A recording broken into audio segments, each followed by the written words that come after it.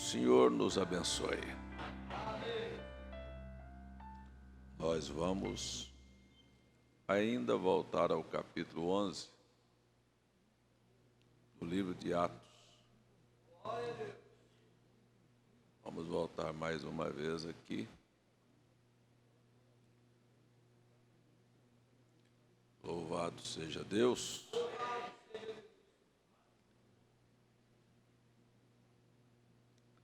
E nós vamos ler dois versos, o 17 e o 18, de Atos, capítulo 11, versos 17 e 18. Irmão Geraldo, irmã Sebastiana vai bem? Irmão Geraldo Nery, tá? Irmã Sebastiana tá aqui? Cadê? Oh, Deus te abençoe, viu? Tenho te acompanhado nas orações, viu? Amém, amém. Graças a Deus.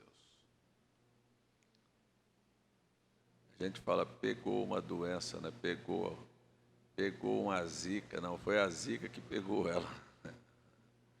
Se eu peguei uma gripe, não foi eu peguei uma gripe, a gripe é que pegou você, né? Quem vai lá pegar a gripe? Portanto, se Deus lhes deu o mesmo dom que a nós,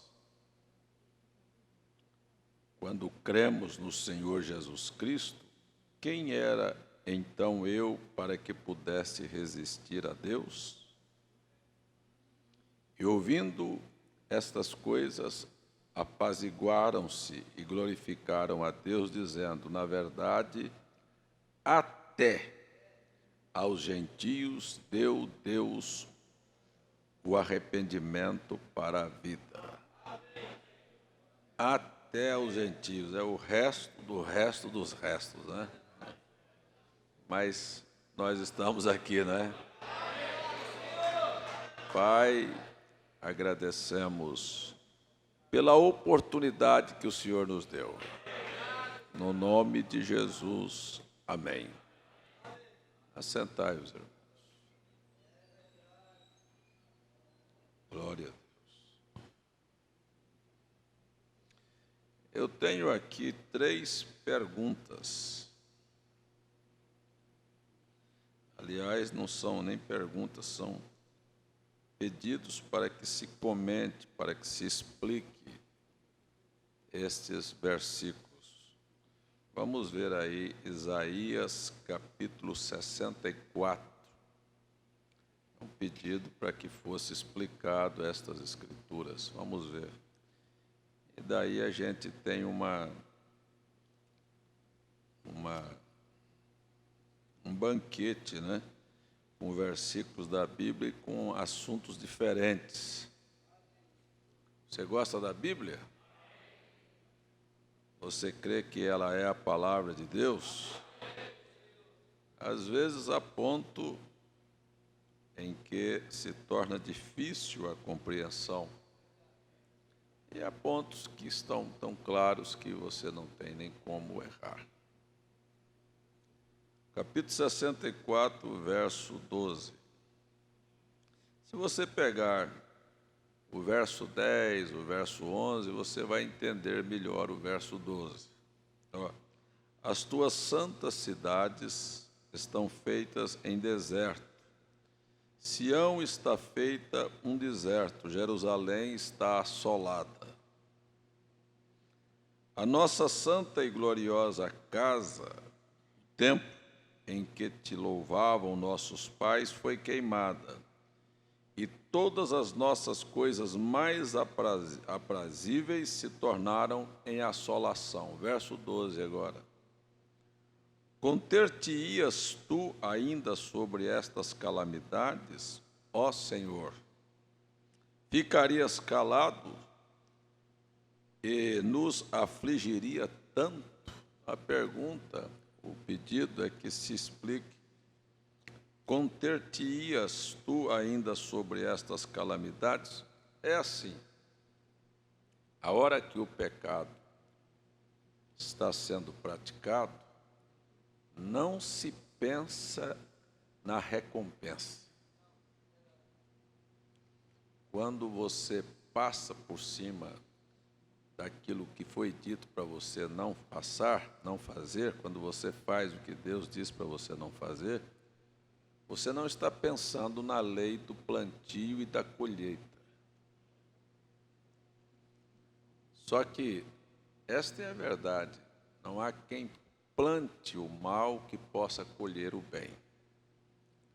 Se Jerusalém, Sião, estava assolada, se Jerusalém estava queimada, por que seria? Seria Deus injusto que estava queimando e assolando Jerusalém por acaso? Não, era apenas a colheita. E quando nós transgredimos, afrontamos a Deus, nós não pensamos no tamanho do resultado. Porque a verdade é esta: você planta alguns grãos e colhe uma bacia cheia. Esta é a grande verdade. Então veio o clamor. E no clamor veio uma exclamação, como se Deus fosse sensibilizar-se por Jerusalém e por Sião e pelo templo. Eles não estavam nem aí por Sião, nem aí por Jerusalém, nem aí pelo templo na hora que pecaram. Agora, depois que pecaram, aí quer sensibilizar a Deus, dizer: Senhor, olha o templo onde nossos pais louvaram, por que não deu valor antes? Porque tanto a queda de Jerusalém como a queimada do templo foi simplesmente recompensa do pecado que houveram praticado. Então, preste atenção na sua vida, que depois que você entrar num problema, porque você procurou aquilo com as suas mãos, aguenta firme. Aguenta firme, porque depois não adianta pensar, dizer assim: mas Deus não está sendo bom para mim, não está sendo bom, ou você pediu? E Deus não vai tratar as pessoas, sabe, porque senão ele perderia o controle de toda a situação. As pessoas fazem o que querem e Deus fala: você é meu filhinho. Fica igual a sociedade aí. Filhos respeitam pais? Por que não respeitam? Porque os pais não dão respeito. Os pais não ensinam desde pequeno que sim é sim, não é não. O pai fala, quebra a palavra, fala uma coisa, não cumpre, e aí então não tem mais respeito. Pode fazer o que quiser. Então aqui Isaías 64, lembra só disso, ó. Lei do plantio e da colheita. Israel estava colhendo o que tinha plantado. E depois não adianta tentar sensibilizar a Deus, porque Deus não vai se sensibilizar com suas orações e com suas palavras, e Deus vai mudar o quadro. Deus vai deixar você primeiro colher sua bacia cheia, depois que você aprender sua lição, aí ele muda o quadro. Amém? Se você quiser que ele mude. Se não quiser, fique só com a bacia cheia. Louvado seja Deus. Aí a mesma pessoa, que eu não sei quem é, pediu para explicar Isaías 66. Aí muda só a página. Deu para entender? Se entendeu perfeitamente, não se entendeu? Amém? Então a gente já sabe que Deus não muda a sua atitude por chororô humano, não. Deus fica olhando lá: tadinho desse, coitadinho dela, está fazendo. Mas na hora que você estava fazendo, por que você não pensou? É tão pouco, não é? A gente parar para pensar assim. Vamos ver aqui, Isaías 63, verso 3. 66, verso 3. 66, verso 3. Acharam? Amém? Vou ler. Aquele que mata um boi é como aquele que fere um homem. Aquele que sacrifica um cordeiro, como aquele que degola um cão. Aquele que oferece uma oblação, como aquele que oferece sangue de porco, aquele que queima incenso, como aquele que bendiz a um ídolo. Também esses escolhem os seus próprios caminhos e a sua alma toma prazer nas suas abominações. Veja, se você pegar esse versículo da Bíblia de maneira isolada, você vai ter uma conclusão. Eu não posso comer carne de boi, eu não vou matar um boi, porque se é a mesma coisa de matar um boi, é a mesma coisa diante de Deus, é a mesma coisa de um pecado de matar um homem. Não é isto que a Bíblia está mostrando. Preste atenção que todos estes elementos que foram colocados neste versículo faz parte da adoração do Velho Testamento. Tanto o sacrifício do boi, o sacrifício do carneiro, a oblação, que é levar o sangue para o propiciatório, não é? O incenso, que fazia parte da adoração, e tudo isto era o conjunto da adoração do Antigo Testamento. Agora, o que acontece a ponto de Deus dizer que aquele que vai fazer um sacrifício, vai matar o boi, porque vocês lembram do sacrifício? Matava-se um boi, pegava o sangue do novilho, aspergia 7 vezes para frente da congregação.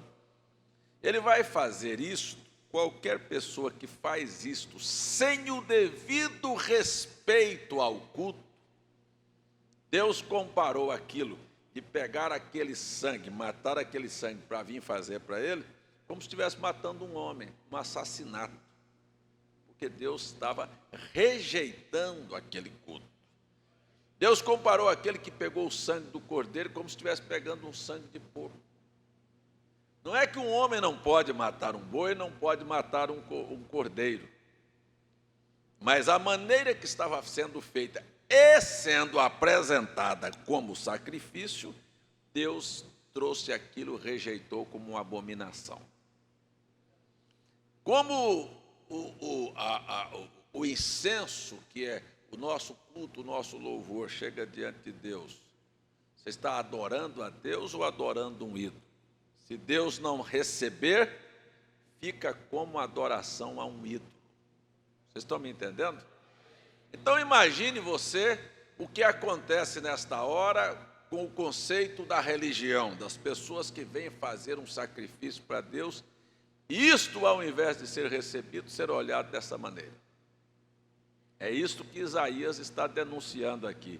Não é o fato de matar o boi, de matar o cordeiro, ou de fazer um culto, ou de trazer o sangue na oblação, mas era o fato de fazer mal feito. E aí você para e deixa isto para lá e pergunta: e o meu culto, como é que eu tenho feito para Deus? Deus recebe, ou o que eu faço é como se eu estivesse fazendo para um ídolo?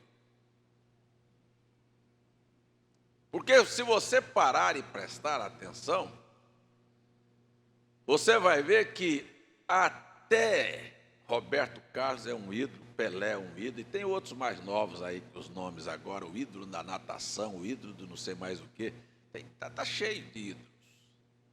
E você, quando não tem a revelação, você põe Jesus apenas no meio deles e ele se torna mais um ídolo. E ele não é um ídolo, ele quer ser reverenciado e adorado como o único Deus verdadeiro. Amém? Louvado seja o nome do Senhor. Então a expressão de Isaías aqui fica clara assim? Vocês estão vendo aqui, ó, preste atenção. Quando lê a Bíblia, imagine aqui, ó, aquele que mata um boi. Boi era um animal que era levado para o sacrifício no Antigo Testamento. Veja, depois você pega, aquele que sacrifica um cordeiro. Cordeiro era um animal que era levado para o sacrifício no Antigo Testamento. Aquele que oferece oblação, pegava o sangue do animal e oferecia ao Senhor.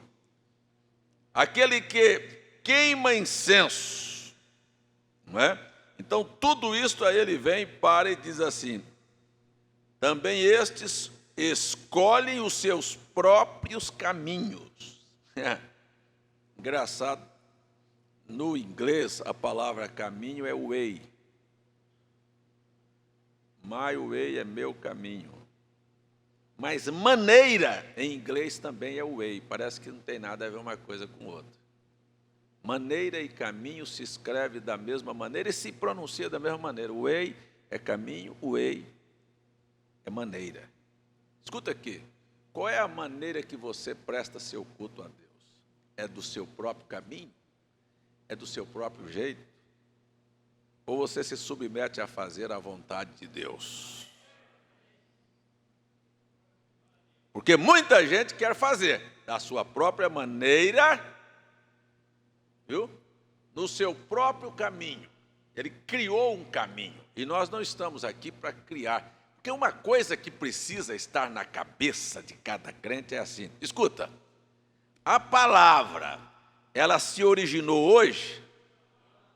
Ela veio exclusivamente para você fazer da sua maneira? Então aprenda que você precisa se submeter a ela, não é ela submeter-se a você. Vocês estão me entendendo? Então, isto é o que nós precisamos parar para ver. Se nós estamos andando no caminho e fazendo as coisas na maneira de Deus. Então, meu irmão e minha irmã, fique iludido e ande da sua maneira e Deus olhará para o seu culto do jeito que falou aqui, ó. Isto é uma abominação. Isto vai ser apenas um sacrifício a ídolos e o sangue de Jesus, porque isso é uma coisa assim, ó, os sacerdotes ofereciam o sangue de um cordeiro como oblação. Presta atenção. Mas o dia que o templo foi desrespeitado, e que aqui nós pegamos com Isaías 64, e foi queimado, os gregos entraram lá e ofereceram sangue de porcos no altar. Veja que aquilo se tornou uma coisa tão imunda, tão suja, que os próximos vão desrespeitar dessa maneira. Se nós não cuidarmos de fazer as coisas da maneira de Deus, pode ter certeza, ímpios entrarão entre nós e a igreja se tornará mundana e o sacrifício será sacrifício de porcos. E Deus terá nojo do nosso culto.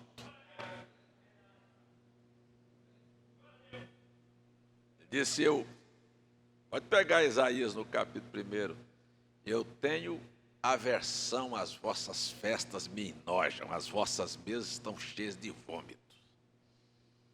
Isto é o que vira uma pessoa pegar e fazer o seu caminho. Está cheio disso no mundo. Você imagine como é que Deus está olhando para os cultos que estão sendo feitos hoje, cada um da sua maneira. Vamos nos submeter a Deus? Sabe que eu vou falar de coração.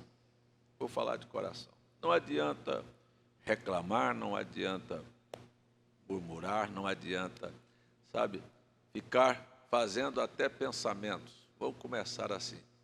Sabe, toda a escola da ceia eu venho dizer, mas cadê os irmãos ficarem em casa? Eu vou fazer o seguinte, de hoje em diante eu não reclamo mais. Obrigado, irmão Zé Genuíno, por estar aqui, irmão Gilberto, irmão Francisco, irmão Fernando. Obrigado por você ter vindo. Quem não veio, não veio. Eu estou agradecendo por tudo. Que coisa boa é ter você aqui.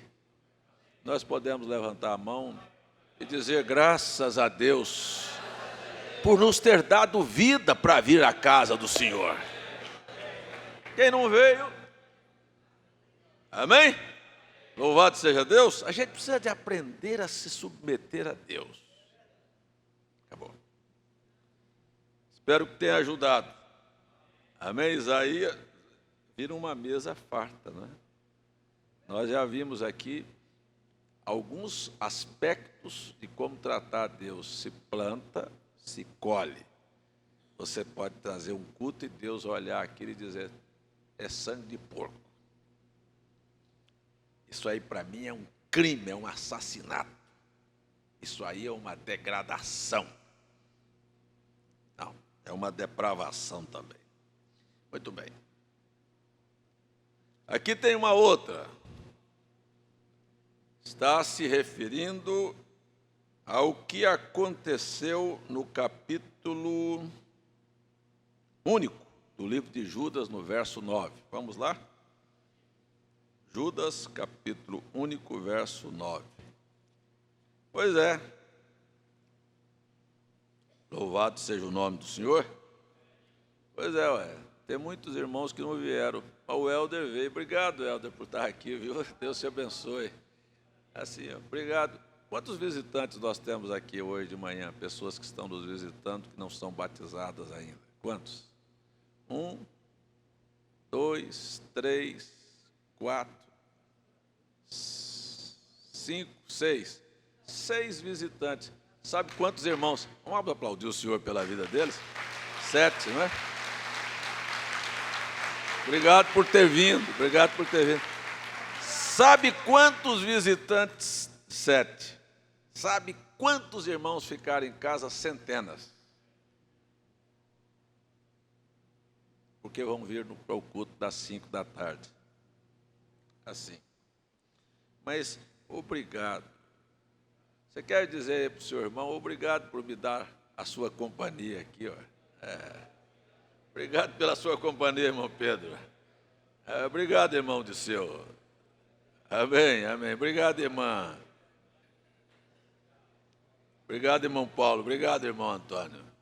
Obrigado por você que está na internet também, participando. Agora eu vou dizer a vocês, não faça as coisas da sua maneira, não. Faça como Deus quer.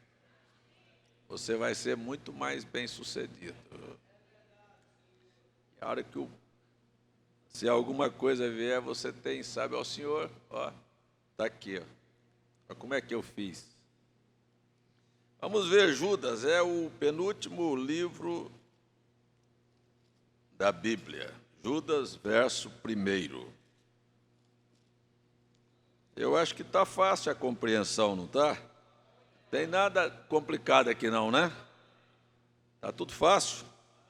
Tá bom. Amém. Leiamos o verso 9, é o capítulo único, verso 9. Aqui está a pergunta, aliás, o pedido. Explique por que o arcanjo Miguel lutou pelo corpo, pelo cadáver de Moisés.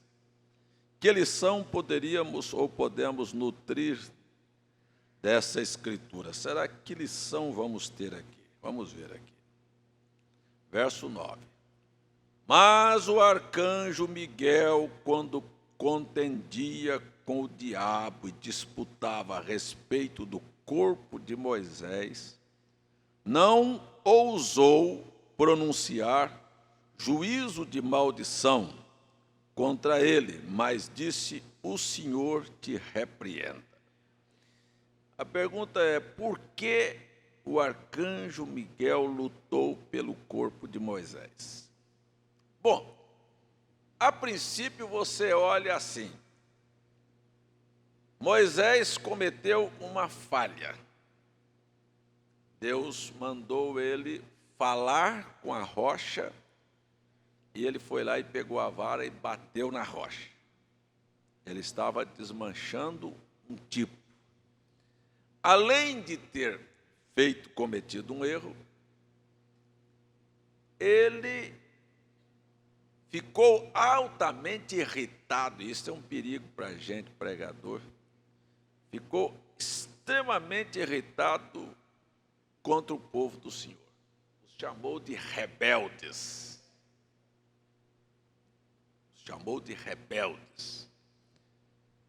Se eu vou te mostrar rebeldes, e foi lá e bateu a vara, porque o povo estava murmurando por falta de água. Como é que a gente vê esse quadro? A gente vê esse quadro como a falha de Moisés e o eminente castigo que Deus trouxe para ele, porque Deus veio a ele e disse: porque você fez isto, você agora não entrará mais na terra. Imagine aqui um homem que aguentou 40 anos o moído daquele povo. E era moído, viu, gente?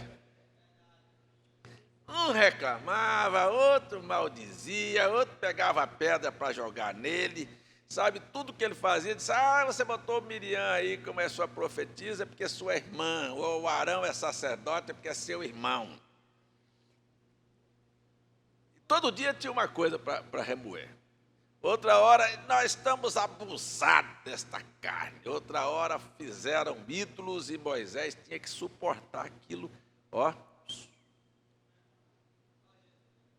Segurou por 40 anos. Um dia que parecia que a bomba ia explodir, explodiu, saiu, seus rebeldes.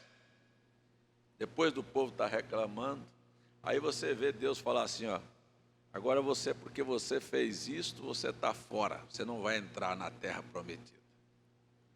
Vocês acham que, colocando isso na balança, Moisés passaria no teste, ou Deus estava sendo muito duro com Moisés? Injusto, tirando Moisés e não deixando Moisés entrar. Não, a Bíblia é tão precisa nas suas colocações que diz que o varão Moisés era um varão muito manso, o mais manso homem da terra. E não era anteriormente, mas Deus o houvera tornado. Sabe como é que Deus fez Moisés se tornar um varão manso? Dando toda esta carga de problema para eles. Se você quer saber como é que Deus vai te quebrar, pode preparar, Senhor. Você pode ter certeza, virão problemas e coisas na sua vida até você fazer. Se você quiser ler na Bíblia, leia aí, Romanos capítulo 5. É na tribulação que se produz a paciência.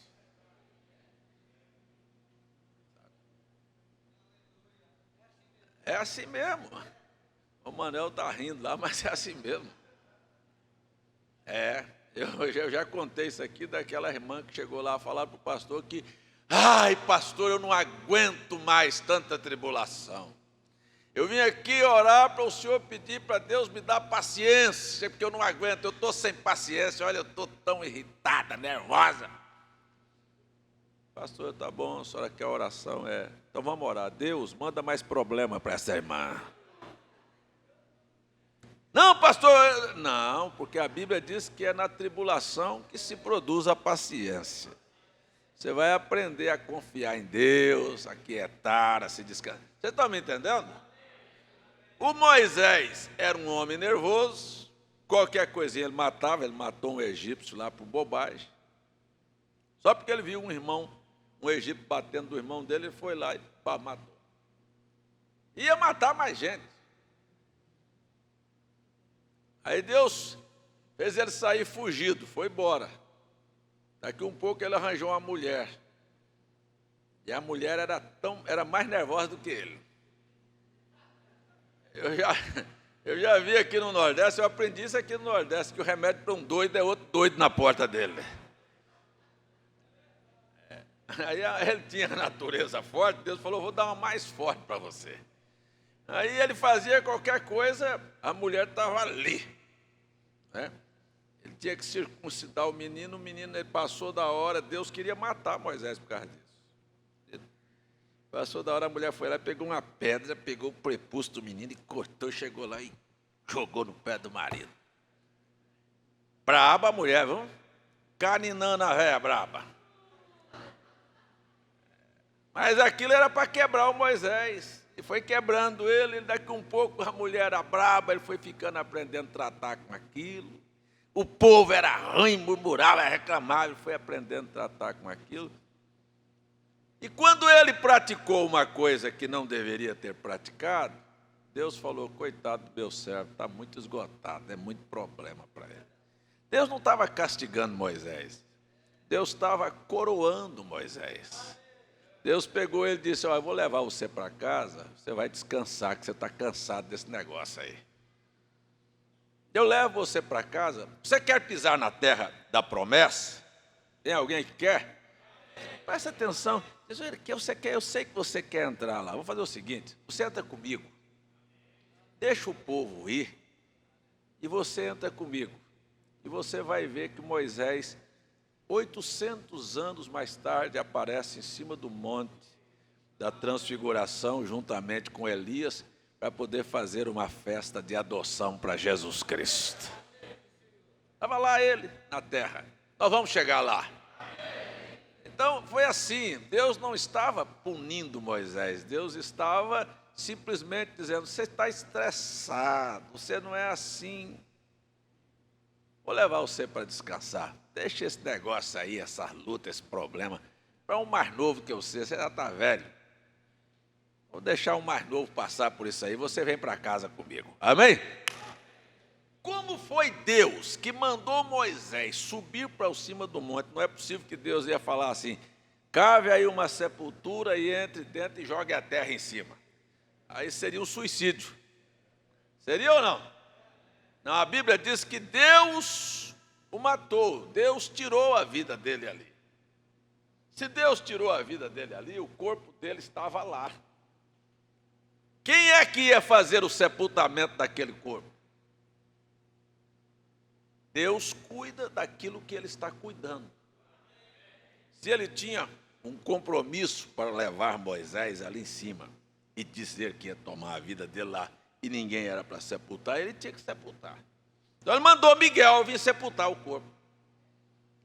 Aí o diabo falou: não, ele é rebelde, ele estava lá embaixo brigando com o povo e Deus nem quis deixar ele entrar, e eu que vou sepultar. A lição é só esta: Deus cuida de nós. Deus é responsável por nós, até pelo nosso corpo. Se Deus tivesse que tirar algum de nós na mesma circunstância que tirou Moisés, eu tenho certeza que não é assim. Às vezes você vai ver, isso é um caso raro, isso, único na Bíblia. Único. Você não vê isso acontecer com mais ninguém. Mas morreu o quê? Morreu de desastre, morreu no mar, morreu não sei o quê, mas pronto. Mas se fosse o caso de algum de nós, Deus falar: sobe ali no monte, fica ali que eu vou tirar a sua vida, pode ter certeza que o Miguel ou algum anjo viria para fazer o sepultamento. Não ia ficar lá exposto para o urubu comer, não. Ah, isso aqui não. Espera aí um pouquinho. Isso aqui eu vou sepultar. Quando ele foi fazer, o diabo apareceu lá e disse: ele falhou, eu tenho direito. Diabo não tem direito sobre as nossas vidas, não. Diabo nem pode tocar na sua carne se Deus não der permissão. Nem na sua carne. Porque, corpo, alma e espírito nós somos de Deus. Somos ou não somos?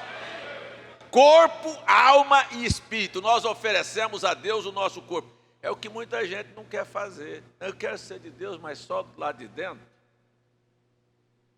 Hein? Não, nós somos inteiramente do Senhor.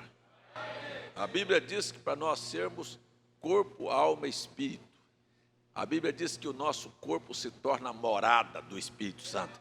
Portanto, precisa de ser limpo, precisa de ser puro, precisa de ser verdadeiro, precisa de se submeter à palavra de Deus. Está explicado, irmão? Está explicado, irmão? Olha, está explicado. Por quê? Por que o arcanjo Miguel, foi lá sepultar Moisés? Porque Deus tinha feito aquilo. Por que ele contendeu com o diabo? Porque o diabo queria tocar numa coisa que não podia tocar. E o mais impressionante ainda, nós terminamos esse aqui dizendo assim, que o próprio diabo não ousou pronunciar um juízo sobre Satanás, mas disse: Deus te repreenda. E repreendeu mesmo, ele parou lá. Deus, o anjo disse: o Senhor te repreenda, Satanás. E ele ficou lá, paralisado. E ele foi lá e fez o sepultamento do corpo de Moisés. E a Bíblia diz: o Senhor o sepultou e homem nenhum achou aquele corpo. Deus o escondeu, Deus o colocou num lugar que ninguém pôde encontrá-lo. Louvado seja Deus. E sabe que é assim também conosco? É assim mesmo. Um dia vamos procurar o nosso corpo e ele se levantou da sepultura. Amém. O que aconteceu? Este mesmo Deus é o Deus que ressuscita os mortos. Então, esta é a minha visão sobre o assunto, para quem pediu o esclarecimento. Está esclarecido? A resposta está boa? Satisfaz? Então, Deus abençoe. Agora eu vou passar a escola por irmão José Genuíno e irmão Gilberto. O senhor esteve aqui, vocês estiveram aqui, irmão José Genuíno, nem todos que estavam fazendo um curso, muito gentilmente ele se dirigiu a mim e disse: vou estar ausente desses cursos porque estou fazendo um curso. Eu acho uma coisa tão bonita, não é? Respeitosa, sabe? Isso é uma coisa bonita, é cristã. Porque não pôde, porque não vai, porque vai se ausentar, dá uma satisfação. Simplesmente subiu. Cadê o irmão? Acidentou? O que foi que aconteceu? Hein? Por que não veio no culto? A gente está sabendo, fica acompanhando. Irmão Gilberto, irmão José Genuíno, vocês se lembram alguma coisa que nós pregamos sobre o capítulo 11 do livro de Atos? Depois, aqui, Atos capítulo 11. Estou pegando os dois da frente, depois vou pegar dois lá atrás. Quem é que se lembra de algum assunto que foi pregado sobre Atos capítulo 11? Irmão Francisco, vem cá. Começa por você. Não, você, vem cá. Depois você...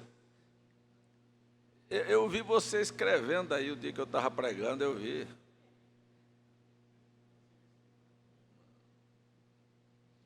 Você veio lá de Catolé do Rocha, porque é acostumado a trabalhar. Amém, louvado seja Deus. Atos capítulo 11, alguma coisa que você se lembra?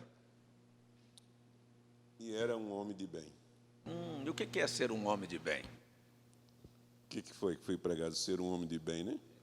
O que é ser um homem de bem? Ser um homem de bem é ser um homem justo, né? É ser um homem manso, é ser um homem respeitoso, né? Honesto. Honesto, é ser alguém Mentiroso, que... não? Não. Ah, mentiroso, fala a não. verdade. Fala a verdade, é justo em tudo que faz, né? Reconhece seus erros e pede para que para que outros possam ganhar, né? Ser um homem de bem está dentro de você. Você não cria uma situação para ser bom. Você ou é ou você não é, né? E isso nós temos oportunidade de expressar cada dia, cada momento que nós somos, né? Ser um homem de bem é uma pessoa, sabe? Quer dizer que as coisas que acontecem na nossa vida são oportunidades para mostrar se somos de bem ou não, não é? Exato, é verdade. Eu até Quer dizer, aqueles problemas que acontecem dentro de casa, no trabalho. Eu falei ontem lá em Vitória, né? Que se nós olhássemos a parte boa que todas as pessoas têm, né?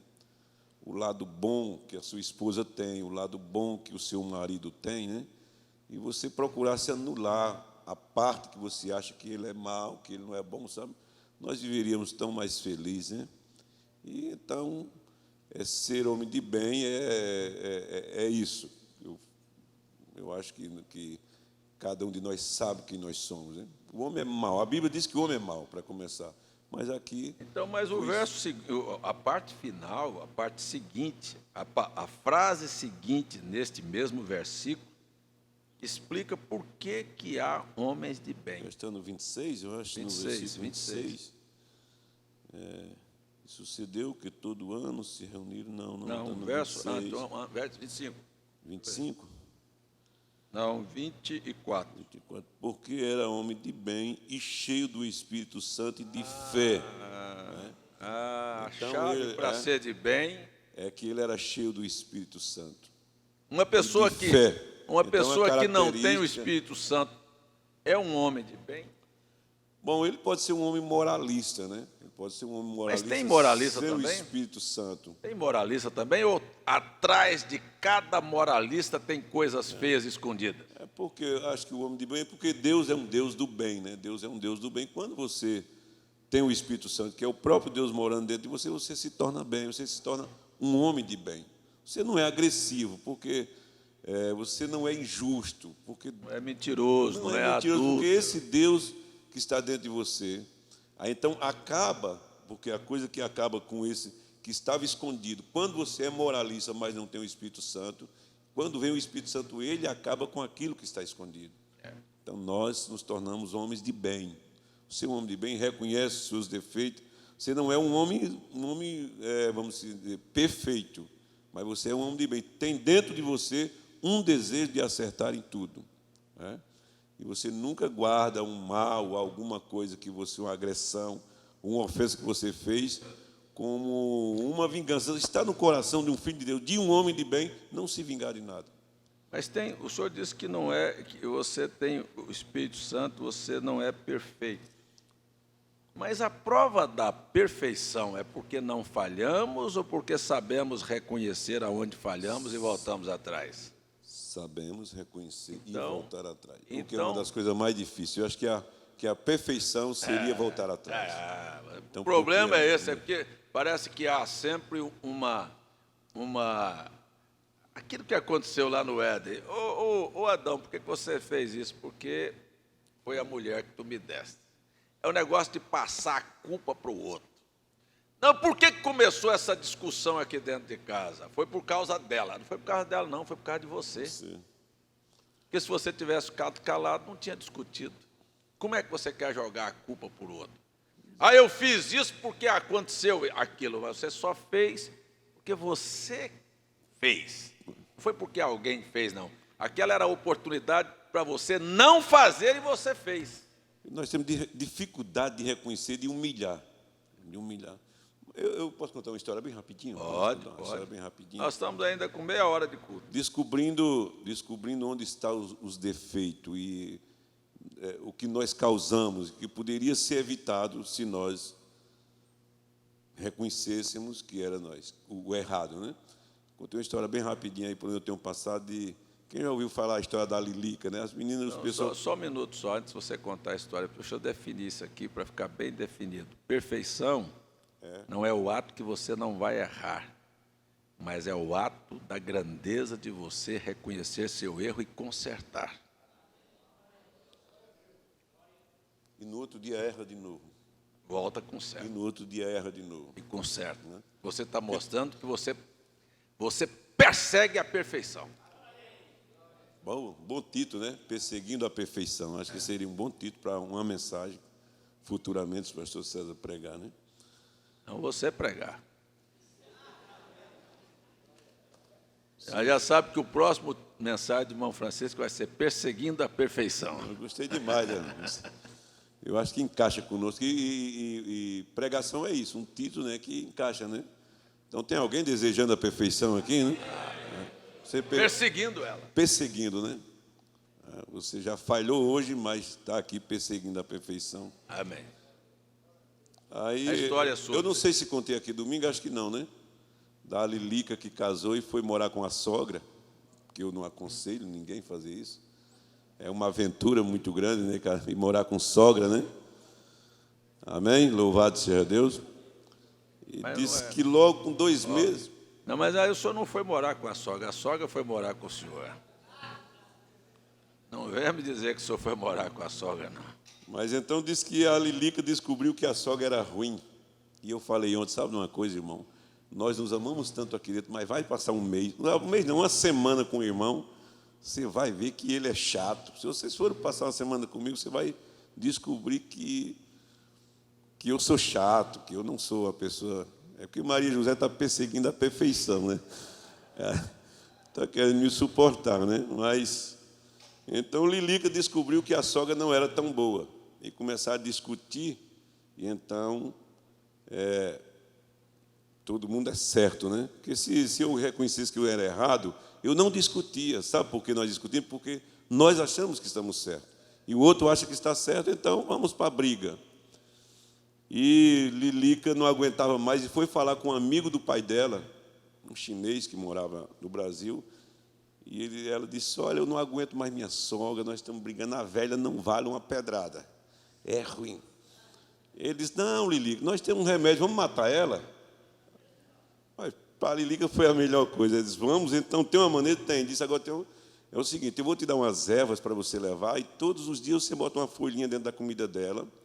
Agora vai ter um problema, meio difícil para você. Você vai fazer de conta que você está amando a velha, se aproxima dela, para ela não desconfiar. Nós vamos matar ela com uns 5, 6 meses, ela está batendo as bielas, mas tem que fazer esse processo. Você vai fazer de conta, vai tratar ela bem, para ela não desconfiar.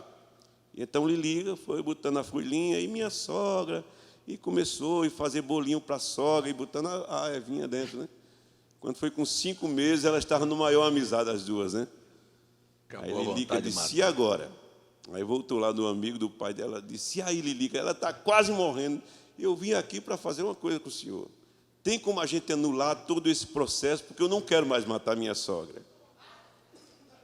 Nós estamos num bom relacionamento, e Deus me livre da minha sogra morrer. Ele falou, Lilica, aquilo não era veneno, nem eu queria matar a tua sogra. Eu queria que você tratasse ela bem, e então foi embora todo o problema. Comece a tratar as pessoas bem, você vai ver que existe, acaba o problema. Né? Está dentro do capítulo 11. A pobre da velha era apenas está? estressada, e aquele remédio servia para estresse. Então, se nós descobrirmos, irmão, como ajudar outra pessoa, você nunca vai querer matar ninguém, nem a tua própria sogra. Deus abençoe vocês. Está dentro do capítulo 11, aonde? Aí, ó. No capítulo 11, vocês leram isso aí? Está dentro do capítulo 11 de Atos. Qual é o verso que está falando sobre esse assunto aí? Hã? 4, deixa eu ver aqui. Não, 24? Não, é o 26. E sucedeu que todo um ano se passaram um ano reuniram naquela igreja e ensinaram muita gente em Antioquia. Fomos os discípulos pela primeira vez chamada de gente. Depois de um ano. Chamado de cristão. Não era questão de assim, mas a irmã Marli é tão simpática. Gente boa, sabe? Come sal com ela um ano. E o meu marido parece nem um ano, né? Aí passa, irmão Francisco está falando de uma semana, passa um ano na casa. Eita, quer ver? Agora é difícil. É o seguinte, dizem que visita depois de 3 dias é como peixe, começa a feder. Dizem por aí, sabe? Para mim, visita só é 2 refeições, café da manhã e almoço. Se for café da manhã, almoço e janta, já é hospedagem, né? Então, não pega os trem, não. Mas... Fala o seguinte, você pega uma pessoa que você ama e gosta e põe dentro da sua casa. Deus me livre. 1 dia, 2 dias, 3 dias, aí você já começa a ver, mas é relaxado. Deixou o sapato fora do lugar. Olha a cama que ele deitou, não teve coragem nem de arrumar. Aí daqui um pouco você entra lá e diz, rapaz, jogou a toalha e deixou em cima da cama. Aí você começa a ver. Se não tiver, você vai achando que não está do seu jeito. Então fique junto. Aqui está. Depois de 1 ano de convivência, Barnabé e Saulo, lá na Antioquia, ensinando, convivendo com aqueles irmãos. Sabe qual foi a conclusão final? Pela primeira vez, os discípulos foram chamados de cristãos. Ser cristão é fazer as mesmas coisas que Cristo fazia. Depois de 1 ano de convivência, é que eles foram ser chamados de cristão, não foram ser chamados assim, mas aquilo ali é um hipócrita, aquilo não tem nada de cristão naquilo. Olha como é que ele agiu, olha como é que ele atuou, da mesma maneira que Cristo atuava. Agora, isto aqui, irmão, irmã, não pode se tornar história. Vê se você vai conviver com a pessoa, sabe? E depois dessa convivência, aquela pessoa vai sair dizendo, esse aqui é cristão. Se nós estamos aqui como igreja e não podemos conviver com o irmão, inclusive vendo aquilo que você não gosta, aí eu entro dentro da mesma mensagem que nós pregamos quinta-feira à noite aqui, que é o maior fracasso. Eu vou falar uma coisa aqui. As pessoas querem que Deus se submeta a eles. Quer ver uma coisa? Quantos aqui querem ser ajudados por Deus? Você acha que Deus vai ajudar você fazendo o que Ele diz para você não fazer? Já foi cantado aqui hoje, e eu até anotei ali, o irmão Léo cantou, né? E o irmão cantou também dentro da mesma linha, o irmão Zé Genuíno, mas foi cantado aqui. Olha aqui, escuta aqui, se é assim na sua vida, em tudo dai graças, porque esta é a vontade de Deus para convosco. Nós damos graças em tudo ou reclamamos em tudo? Você acha que nós estamos enquadrados com a palavra ou estamos fora da palavra? Não, eu não ouvi sua resposta. Ficou todo mundo calado. Se você reclama, murmura, olha uma coisa, maldiz, fala, você agradeceu? Você está na palavra ou fora da palavra? Aí você acha que Deus é obrigado a te ajudar.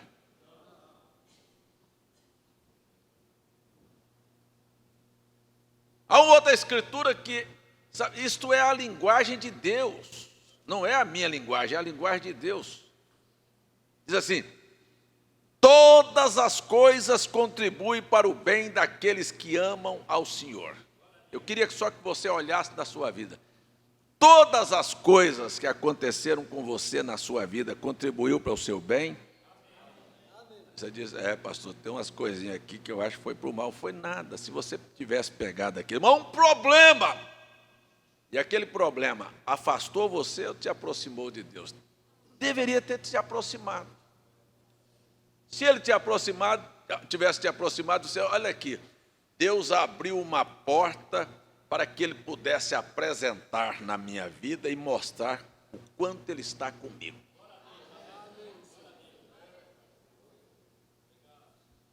Eu quero perguntar, isto vai contribuir ou não?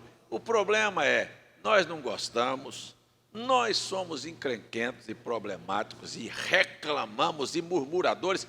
E por favor, preste bem atenção nisso aqui. Eu vou terminar a minha parte aqui. Obrigado, irmão Francisco. Pode sentar. Irmão Gilberto, vem aqui ver se você lembra mais alguma coisa. A gente vai mudar de capítulo aqui. Vou para o 12, mas eu queria deixar isso bem claro aqui. Tudo isso nós estamos vendo no capítulo 11. Deixa eu ver uma outra coisa aqui para terminar. O problema é este. Me digam, por favor, tem alguém aqui que já leu a história de Deus tirar Israel do Egito e levar para a terra de Canaã? Já ouviram falar sobre isso? Já? Me diga qual foi o murmurador e o reclamador que entrou? E você quer entrar na terra prometida? Reclamando e murmurando? Ou Deus vai quebrar seu galho? Se aquilo é um tipo, é uma figura, isso está colocado para nós assim, ó. Sabe de uma coisa? Você aprenda a pegar seus problemas, sabe? E engolir eles. Às vezes está muito ruim. Pega um pouquinho de água e empurra eles. Ou então faça como minha mãe dizia. Pega o seu problema e ponha no liquidificador e faça um suco dele e depois toma. Põe ele para dentro. Mas vai descer ruim. Não quero saber se vai descer ruim ou não. Diga, obrigado, Senhor. Se tem, o Senhor confiou em mim e eu confio no Senhor. Se veio, eu vou te dar graças e você faça isso para você ver. Aquilo será um remédio para você. E tem uma coisa, quando a gente obedece à palavra, Deus fica obrigado a te ajudar. Mas isso aqui é fiel, me obedece. Ainda que o diabo venha como veio para falar de Jó, você vai ver lá na frente. E a gente para um pouquinho para pensar, como é que Deus, vamos só nisso aqui, como é que Deus restituiu Jó de todas as suas riquezas? Ele estava na miséria. Vocês já pensaram isso? A Bíblia diz, Deus deu em dobro a Jó de tudo quanto tinha. Ele tinha não sei quantos mil camelos, não sei quantos mil jumentos, não sei quantos. E Deus deu em dobro. Como é que Deus deu? Se ele não tinha nada. De onde saiu? Caiu do céu, camelo assim, um monte. Não. você vai ver que Deus vai usar pessoas, do jeito que o diabo usa pessoas para trazer problema, e você honra a Deus e se mantém com a palavra, Deus usa pessoas para trazer e ajudar você. Porta se abre e você não entende. Alguém vai se levantar no seu caminho para abrir uma porta para você passar. Amém? É uma escola ou não? Não é uma pregação, é uma verdade. escola. Nós estamos sendo ensinados aqui. Dentro desse capítulo 11 foi nos ensinado muitos assuntos, esse que foi acabando de tratar, né? Com relação a essa escritura que tudo contribui para o bem daqueles que amam a Deus, quando isso vem naturalmente, quando isso vem na pessoa carnal, isso traz uma consequência muito grande. Para que nós possamos superar isso do lado carnal, tem que ser o lado do espírito, né? Onde tem que buscar a Deus, porque na verdade, se nós ficarmos prestando atenção ao problema que está acontecendo, consequentemente a gente vai sair perdedor. Né? Porque Jesus deixou aquela escritura. Você não age pela fé, você vai agir pela razão. Pela razão. E é justamente o que mais acontece conosco, principalmente relacionado a problema familiar, com problema também de saúde, é nós olharmos por esse lado. E esquecemos que Jesus disse para que vigiássemos, para que nós orássemos, justamente para esse tipo de coisa que geralmente acontece conosco. E outro assunto que foi tratado aqui, que é muito difícil, mas não impossível, é darmos graças a Deus por tudo, mesmo sabendo que tudo contribui para o bem daquele que ama o Senhor. E isso foi tratado a respeito de Moisés, né? É uma oportunidade. Se você fizer, aquilo está te machucando, se você fizer, pode ter certeza, é uma oportunidade de chamar Deus em cena a seu favor. É muito difícil porque nós não podemos ser hipócritas, principalmente onde nós estamos pisando, e diante da presença do Senhor, que nem todas as vezes eu falo de mim, dois testemunhos de reagir como a Bíblia nos ensina. Nós não estamos aqui, porque esse é o maior engano, viu, irmão? Esse é o maior engano do cristianismo. Deus nunca considerou o seu ontem. Sim. Ele considera o seu hoje. Ontem você pode, assim, isso é uma coisa real, assim, eu vivi 60 anos e não roubei e não matei. Mas depois de 60 anos eu roubei e matei. O que valeu o meu ontem? Eu vivi 60 anos errado. Mas de hoje em diante eu não sou errado. O que valeu o meu ontem? Deus vai considerar o seu hoje. Amém? Podemos falar amém? Amém. Essa é a Bíblia. Pode ler Ezequiel 18, Ezequiel Isso, 33. Deus vai tratar desse assunto. Então, espera aí um pouquinho.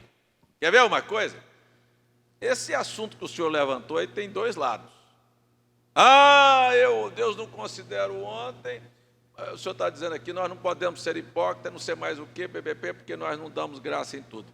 Mas eu escuto aqui, vamos fazer o seguinte, vamos parar e vamos deixar o ontem para trás. Se há uma coisa que me chama a atenção no apóstolo São Paulo, é exatamente isso, aprender. Diga aí, eu preciso aprender. Eu preciso aprender. Sabe o que você precisa de aprender? Fazer o que Paulo diz assim, eu deixo as coisas que para trás ficam, quer dizer, o ontem, porque não vai pesar, e prossigo para as que estão diante de mim, estão perseguindo a perfeição. Eu não vou reclamar mais. Ontem não conta, mas se a gente falar assim, não, estou discordando do irmão não, estou só dando uma luz aqui nesse assunto, aqui pegando do outro lado, aí a gente não pode ser hipócrita, sabe como é que você vai sair daqui? Prontinho para fazer tudo errado de novo. Não valeu nada você vir aqui. Não haverá nenhum esforço e não haverá, nunca você se enquadrará com a palavra. Mas escuta aqui, você já viu alguém alcançar alguma coisa, estão falando de perfeição aqui, sem sacrifício? Não, um camarada desse que vai ali, que vai ser o maior nadador, ele passa horas e horas fazendo a mesma coisa, vai lá e nada. Eu não preciso melhorar isso aqui, e vai e volta. Mas eu preciso melhorar esse tempo, e vai e volta. Um jogador de futebol vai bater não sei quantas vezes pênalti para poder não errar o pênalti. O jogador de basquete vai fazer não sei quantas cestas, e até acertar ele não para. Vamos acertar a nossa vida também? Porque eles querem chegar, nós também queremos chegar à perfeição. A perfeição é Jesus Cristo. É para que alguém olhe para você e diz: ali está um cristão. Mas não vem assim, vou ficar aqui e Deus vai fazer eu ser um cristão. Você vai chupar prego até virar taxinha. É verdade. E não vai acontecer nada com você. Com relação a esse assunto... Você precisa trabalhar, vou usar, viu, irmão Francisco? Perseguir a perfeição. E nesse caso de perseguir a perfeição, perseguir é um desejo que está dentro de você. E quando existe um desejo, existe um esforço da sua parte.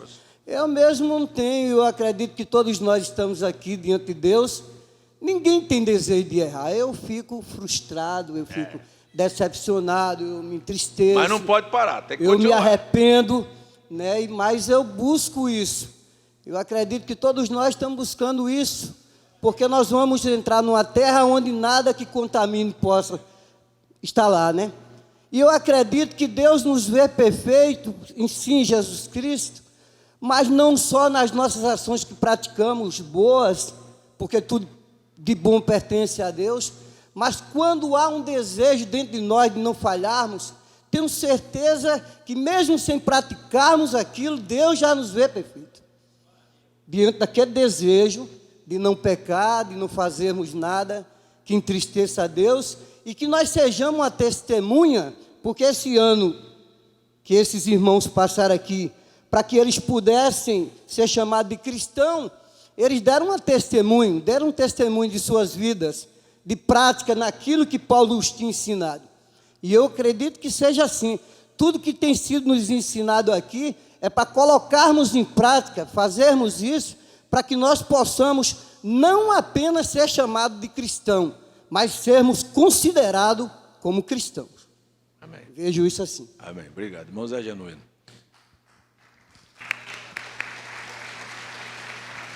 Eu quero pegar um outro assunto aqui ainda. Ainda nós temos 20 minutos aqui de culto.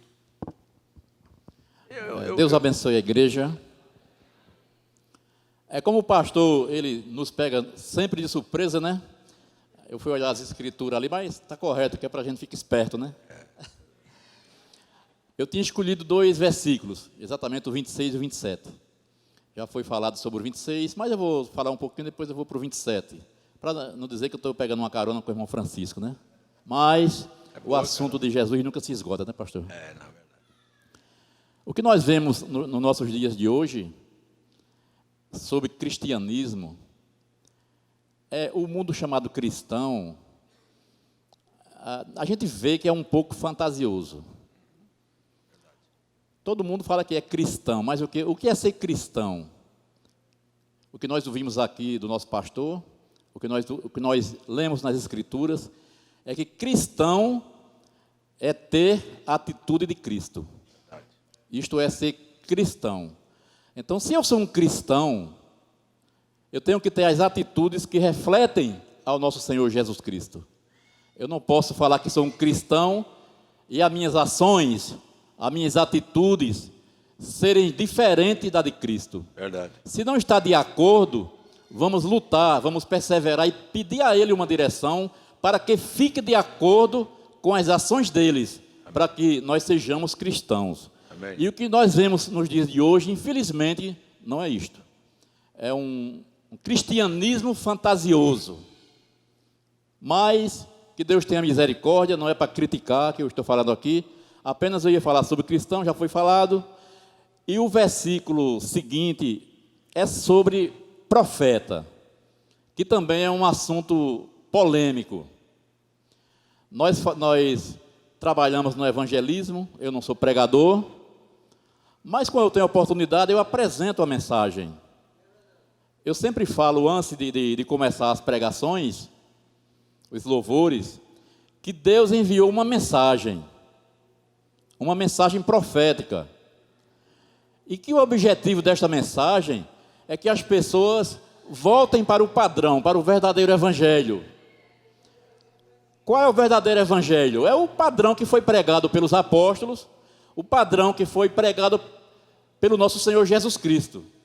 Este é o verdadeiro padrão. Então nós temos que, esta mensagem veio nos tirar de volta para o padrão, porque nós vemos claramente que a sociedade se modernizou, e Deus não é moderno, e os líderes evangélicos, infelizmente, estão tentando modernizar o evangelho para acompanhar a sociedade. E nós, aonde chegamos para levar esta mensagem nas praças, onde quer que seja, nós temos que passar para as pessoas que nós não somos mais uma igreja. Não somos melhores do que ninguém, um só é Deus, mas temos uma mensagem diferente. E a diferença é seguir o padrão que é pregado aqui pelo nosso pastor e o padrão que foi pregado pelos apóstolos. Então esta é a mensagem. Mas as pessoas falam, já ouvi muitos por aí falarem, e foi pregado também aqui, que profeta só foi até João. A lei e os profetas profetizaram até João. Mas nós sabemos pelas Escrituras, e aprendemos assim, que a lei e os profetas da lei profetizaram até João. Porque, como eu falei no capítulo seguinte, o 27, tem profetas no Novo Testamento. Deus enviou profetas. Não é só aqui no livro de Atos, mas temos várias citações nas Escrituras que Deus enviou profetas. Então, os profetas que foram até João foram os profetas da lei, porque sabemos que Paulo foi um profeta também, porque Paulo profetizou, citou várias profecias, inclusive da volta do nosso Senhor, da segunda vinda do nosso Senhor Jesus Cristo, que é uma profecia. E várias citações que Paulo citou, que são proféticas,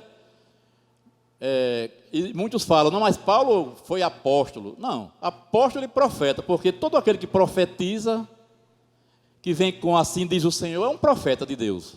E a Bíblia diz que Paulo era profeta. Capítulo 13 disse, e havia profetas a saber, profetas e doutores a saber, Barnabé, chamado Simeão, chamado Níger, Lúcio, Cirineu e Manaém, que fora criado com Herodes, tetrarca, e Saulo, profeta. Então é isso. Então nós sabemos que existe profeta, Deus enviou profetas no Novo Testamento, e nós cremos que Deus enviou um profeta para nos tirar do engano religioso e trazermos de volta para o padrão, para a palavra de Deus. Então este profeta que nós conhecemos, todos nós conhecemos, é o profeta William Branham, e nós cremos que ele é um profeta de Deus, porque ele veio com o assim diz o Senhor. Ele não veio atrás de fama e nem atrás de dinheiro. Ele veio com o assim diz o Senhor. Então, é muito fácil. Eu já escutei muitos no nosso evangelismo, onde a gente anda apresentando esta mensagem sobre falso profeta.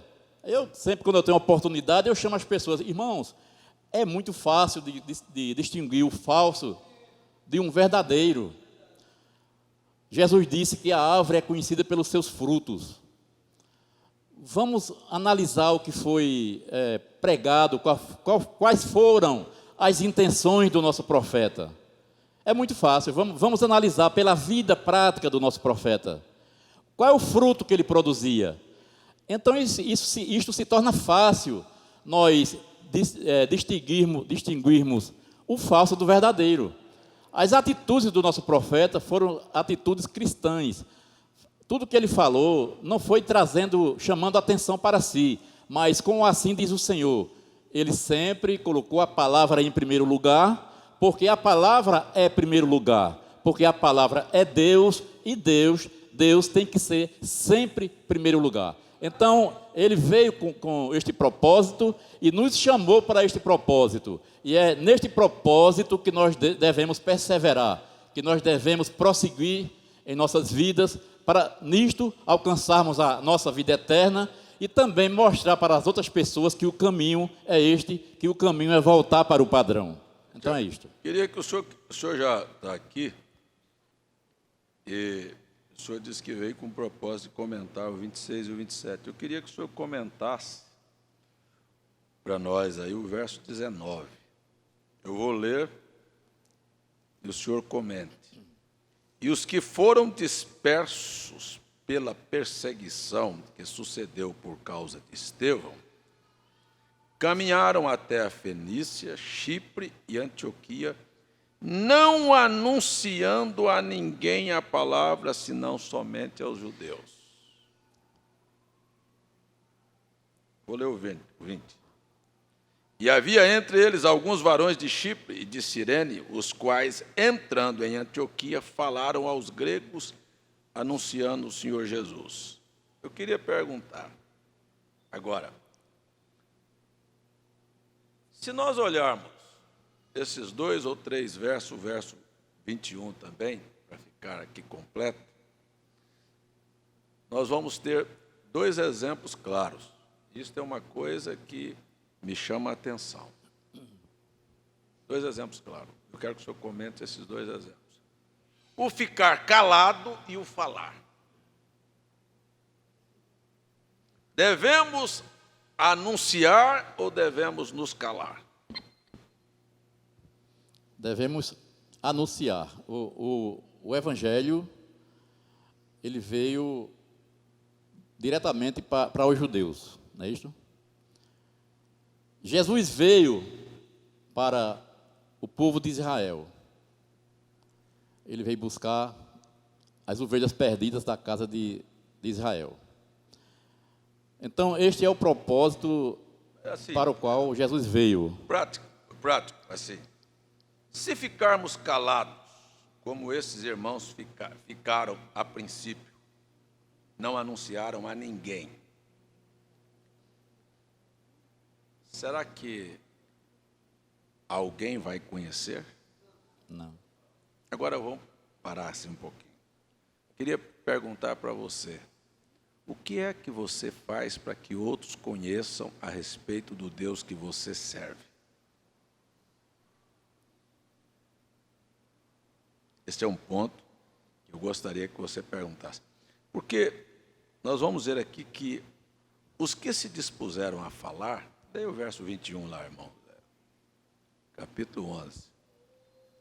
Os que se dispuseram a falar, não só a falar, mas a viver aquilo que falaram. Vai acontecer alguma coisa sobrenatural.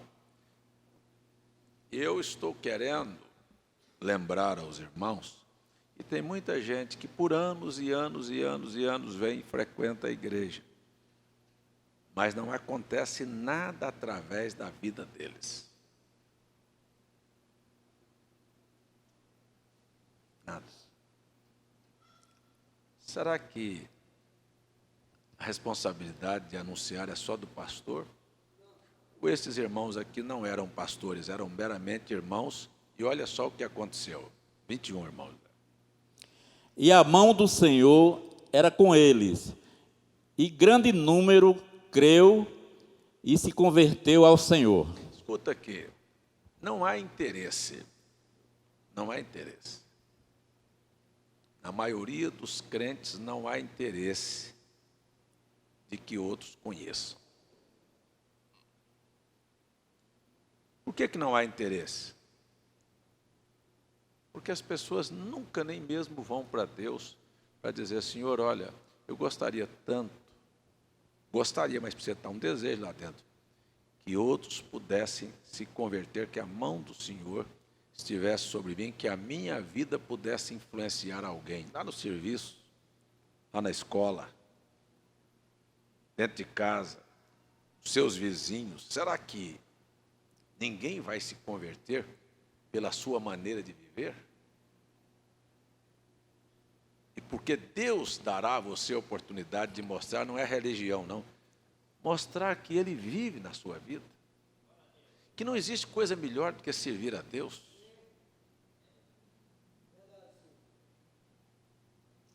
Eu acho que o grande problema é que nós não estamos preocupados com os outros. Me desculpe, irmãos, se isto vai ofender alguém.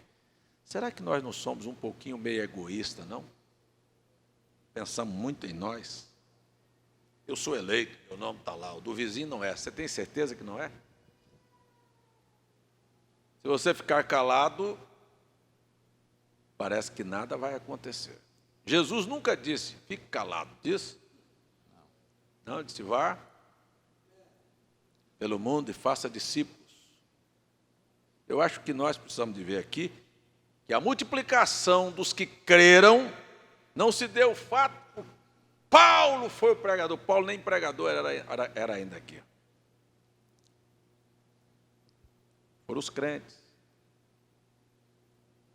Foram os crentes. Eu gostaria de... Tá bom, irmão.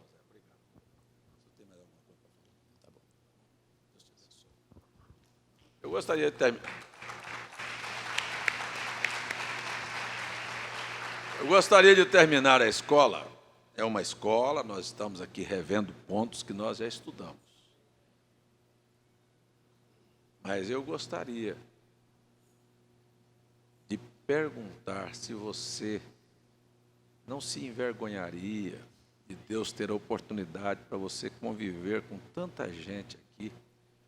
Você chegar lá, eu falo isso assim, sabe, fico meio, às vezes, meio preocupado. Deus te dá a oportunidade de conviver com tanta gente aqui embaixo, e você chegar no céu assim com a mão vazia. O que você fez por mim na terra? Nada. E o irmão Brana disse, jejuar é bom, orar é bom. Disse, mas se você fica dentro de um quarto jejuando e orando para você ver quantas pessoas vão se salvar pelo seu jejum e sua oração, nenhum. Você tem que sair e falar para alguém. Não é pregar, não é doutrinar, mas testificar da sua fé. Falar como Deus é bom. Você acha que o mundo está morrendo por causa de quê? Está morrendo porque não tem quem fale.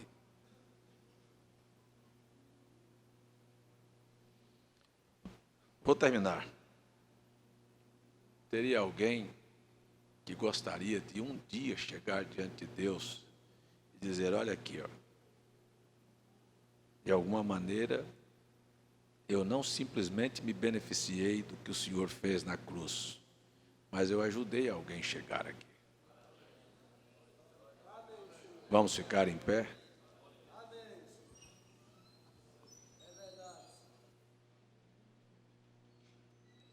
Eu acho que nós tivemos uma boa escola, não?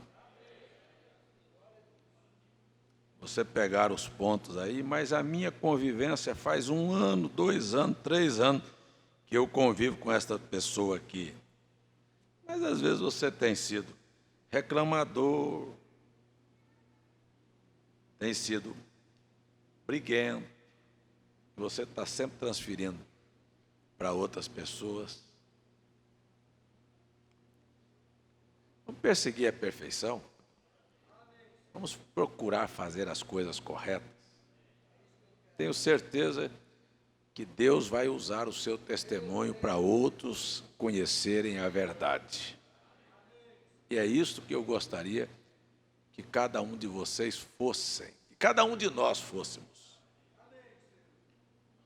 Uma bênção e não um atrapalho. Nós teremos o batismo de Rubens Henrique Silva de Farias. Quem é Rubens? É o irmão. Deus te abençoe, irmão. Deus te abençoe.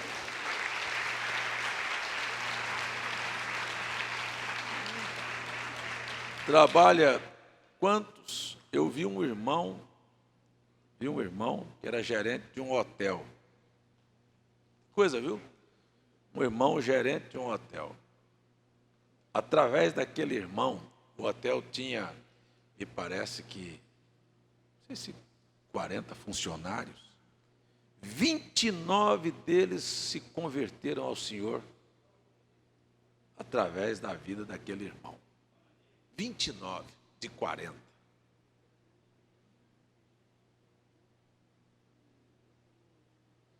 Tenho certeza que aquele irmão não foi um enjoado, mas tinha um testemunho. Eu vou falar uma coisa para vocês aqui. Tem muito crente enjoado. Você, para pregar, para falar para os outros, você não tem que ser enjoado. Primeiro você se considera salvo e aquele outro perdido. Não, o irmão Branham vem assim e diz, você nunca deveria considerar um pecador, nunca deveria condená-lo. Nunca deveria condenar um pecador. Porque, para começar, ele já é pecador. Se você for condená-lo, você vai botar uma pá de terra em cima dele, terminar de matá-lo. Ele fuma porque ele não sabe, não conhece alguma coisa melhor do que cigarro. Aquilo para ele é tudo, ó. Ele bebe porque ele não conhece alguma coisa melhor. Mostre que tem alguma coisa melhor para ele, para você ver se ele não larga aquilo. O problema é que as pessoas se põem já se considerando muito superiores. E, na verdade... Então, eu quero dizer assim, que tem muito crente, gente, respeito, viu? Enjoado. Fica... Não, olha, se houver uma oportunidade, Deus abriu uma oportunidade, porque isso é o que precisa. Deus abre uma oportunidade, você põe uma sementezinha lá, pode deixar. Dá um testemunho. Vai, olha, vou mais uma vez dizer isto aqui antes de terminar essa escola. Tudo que acontece na sua vida são oportunidades. No trânsito, para você ficar nervoso, falar, brigar. Se você se manter calmo, alguma coisa vai ser diferente. Em casa, um problema que surge é uma oportunidade para você mostrar que você não é meramente um igrejeiro, que você tem Cristo na sua vida. Deixa as atitudes de Cristo fluir.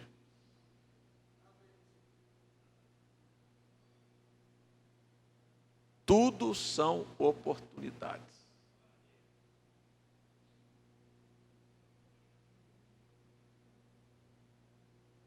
Então não seja enjoado, não. Viva de tal maneira que as pessoas verão na sua vida que Cristo não é uma lenda nem um mito, Ele está vivo, morando dentro de você, repetindo as mesmas atitudes. Se você for briguento, encrenquento e defensor, você vai ver que você perdeu a oportunidade. Vamos fechar nossos olhos. Então,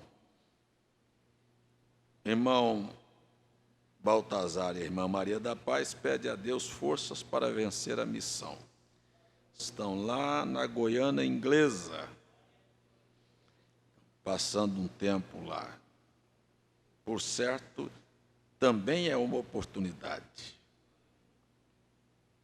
Irmã Fátima Pena agradece por tudo que Deus tem feito na sua vida. Irmão Moisés e irmã Josilene pedem a Deus autocontrole e pedem em favor da sua saúde.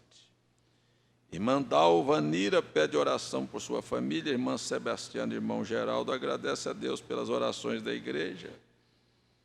Irmão José Ribeiro pede oração em favor por si, por sua família. Irmã Seychelles agradece por mais um ano de vida. É mais um ano de vida que Deus te deu a oportunidade, Seychelles, de mostrar uma vida equilibrada, mostrar Jesus Cristo. Irmã Vera pede oração por sua família lá em Pirapora, e a irmã Alessandra pede em seu favor, em favor de Rita, de Gleidson, de Abraão e de Érica. Irmã Ivanise pede por sua família. Irmãos de Monteiro, irmãos de Monteiro, pede oração em seu favor. Ei, irmãos de Monteiro, nós vamos atendê-los, nós vamos abrir um tabernáculo aí em Monteiro, nós não vamos deixar vocês abandonados, não. Irmã Josefa Silveira pede oração em favor de uma causa, lá em João Alfredo. Irmão Washington agradece a Deus por uma porta de emprego que lhe foi concedida, lá em Fortaleza. Há tempo que esse irmão vem pedindo, e aqui está a resposta.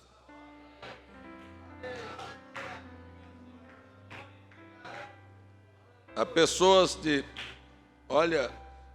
na Guiana Inglesa, no Paraguai, aqui no Brasil nós temos agora pessoas nos assistindo em Alagoas, em Goiás, em Minas, em Patrocínio, em Minas, várias cidades, Patrocínio, Itajubá, Sabará, Belo Horizonte, etc.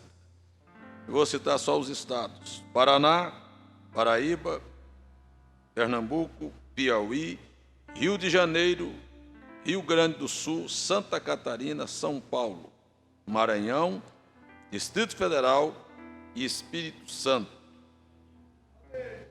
São os estados que nós temos assim. Por isso eu quero dizer, aqui no púlpito, que eu tenho sido errado.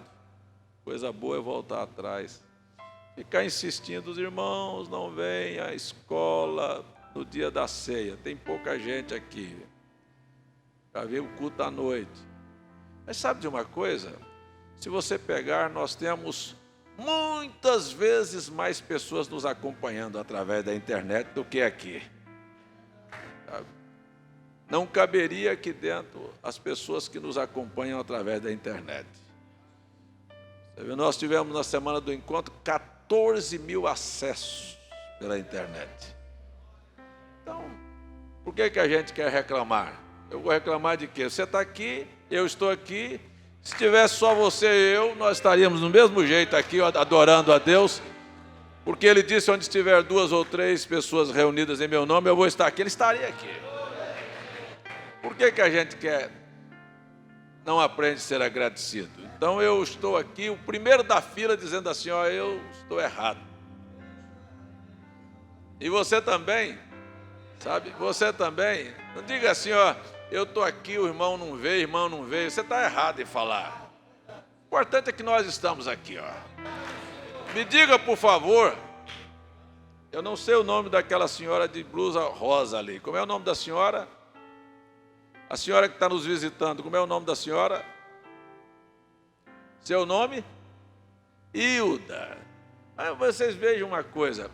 Antes que houvesse mundo, Deus viu a irmã Hilda aqui. E a irmã fulano e o irmão fulano que não está aqui, é porque Deus não viu. Não está faltando ninguém aqui. Os que deveriam estar aqui, estão aqui. Deus nos viu aqui, é por isso que nós estamos aqui. Não acontece nada por acaso. Então vamos levantar a mão e dizer: obrigado, Senhor, pelo dom da vida, pela oportunidade que temos hoje de começar uma nova etapa, de deixarmos para trás o que para trás deve ficar. Queremos avançar nesta perseguição pela perfeição. No nome de Jesus, ajuda todos nós, Senhor, a sermos cristãos verdadeiros. É o que te pedimos, no nome de Jesus. Que o Senhor te abençoe, que o Senhor te guarde, e até às 5 horas da tarde no nosso culto de Santa Ceia do Senhor. Deus abençoe a todos no nome de Jesus. Que Deus te dê uma semana vitoriosa, que Deus te dê saúde, que Deus ponha a sua mão sobre você e, sobretudo, aprenda a ser agradecido. Vamos terminar esse culto dizendo: obrigado, Senhor. Vamos dizer: obrigado, Senhor. Obrigado,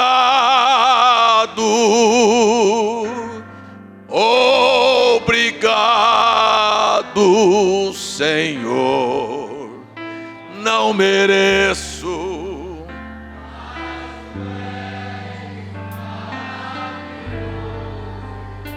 Obrigado, obrigado.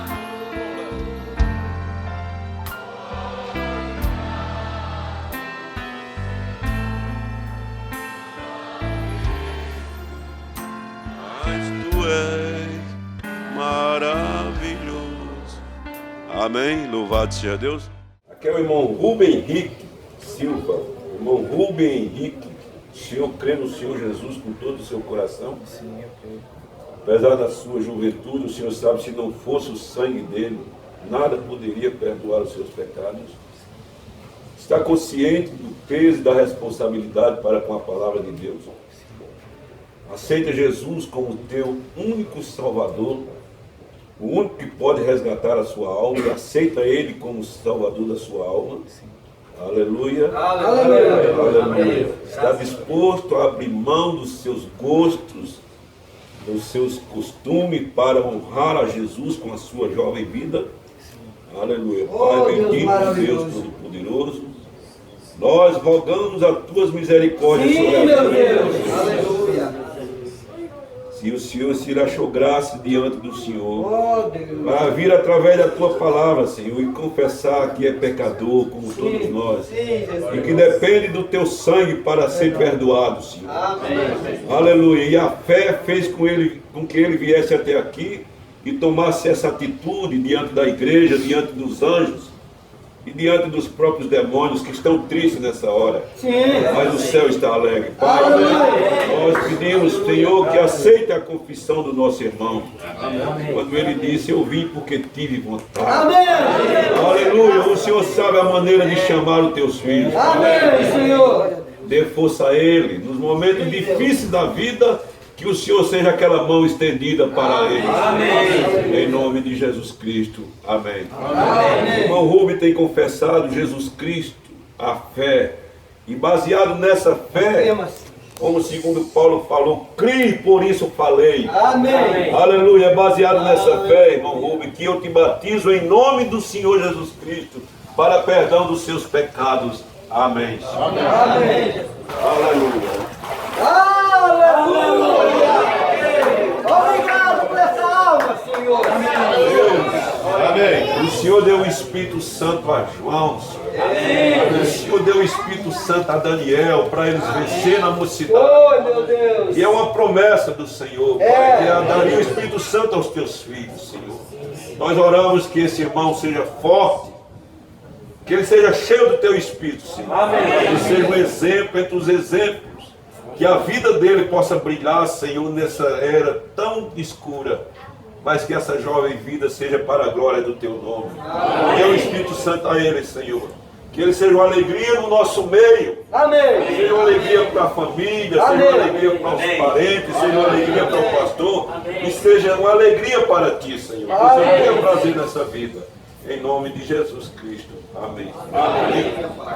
Irmão Rubem Henrique, Deus te abençoe. Irmão. Amém. Amém. Aleluia. Aleluia. Não consigo nome de Jesus o Salvador. Esse nome dá conforto,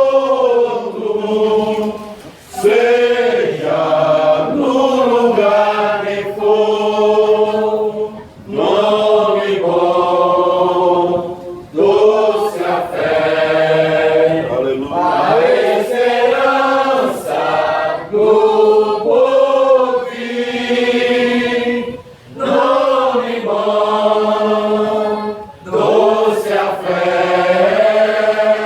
a esperança dos filhos. Sim, meu Deus. Como a irmã testificou agora, nós estamos orando. Estamos jejuando. Amém. Aleluia. Eu sei que o Senhor não está parado, Pai. Amém. Envia aqueles que tenham que herdar a vida eterna.